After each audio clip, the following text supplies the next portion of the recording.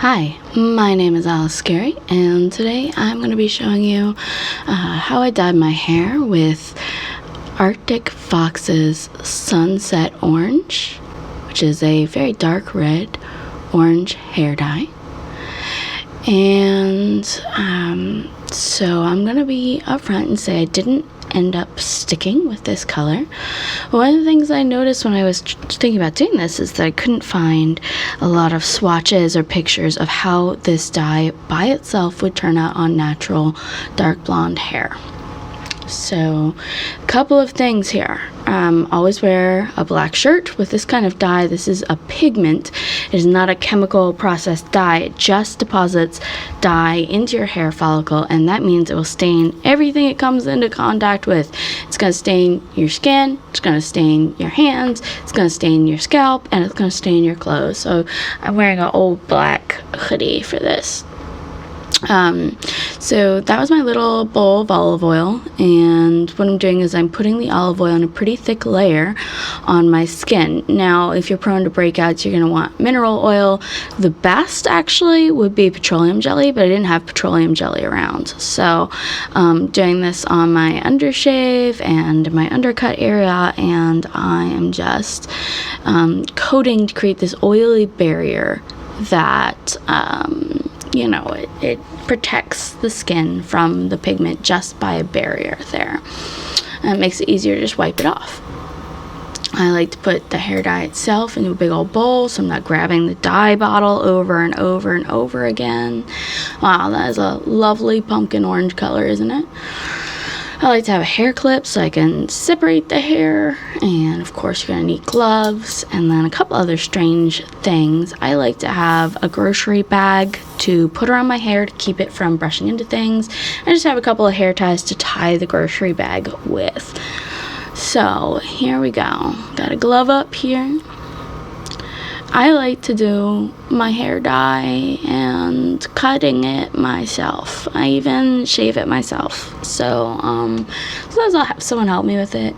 But most of the time I won't actually go to like a salon or anything unless there's something I just absolutely can't do myself. My mom was a cosmetologist, and I just grew up with her doing her hair in the house and me helping with it, and for me it's part of my self-expression, my self-identity, and kind of my independence to do it myself. I don't feel pampered when I go to a salon. I feel like annoyed that someone is touching me, and I also feel like most of the time I do a better job, and I really don't want to pay money for someone to screw up my hair. I can screw it up myself at home like this.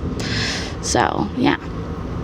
Alright, so what I ended up doing here is the first thing I do is I apply the hair color just to the roots. Like, because this isn't like a processed hair dye, it's just a pigment, you can leave it on as long as you want. So I'm not doing the roots separately because they're going to color more quickly or anything like that. I'm just doing it because it's annoying to have to go through the hair once it's wet. It's easier to separate when it's dry like this. So I'm very careful around the edges here where my undercut is because I don't want to get it like all over my skin. So I'm doing my best to be really careful on that part. On the rest of it, you can literally just massage it into your skin.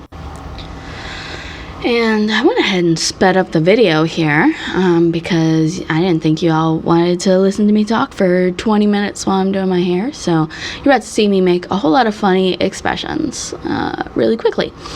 So anyways, just going through the roots here. And so this is my natural hair color. The thing is about these pigment dyes, right, is that you actually have to have a little bit of hair damage for the dye to actually take. You have to rough up the hair follicle a little. So in the beginning, what I did is I washed it with dish soap and warm water to strip all the natural oils out of my hair so that the dye will take better, which is a little bit damaging to the hair follicle. But unless it's been bleached or it's been color processed, it's not going to really stick to the hair very long. It's just going to kind of deposit the dye lightly into the edges of the follicle.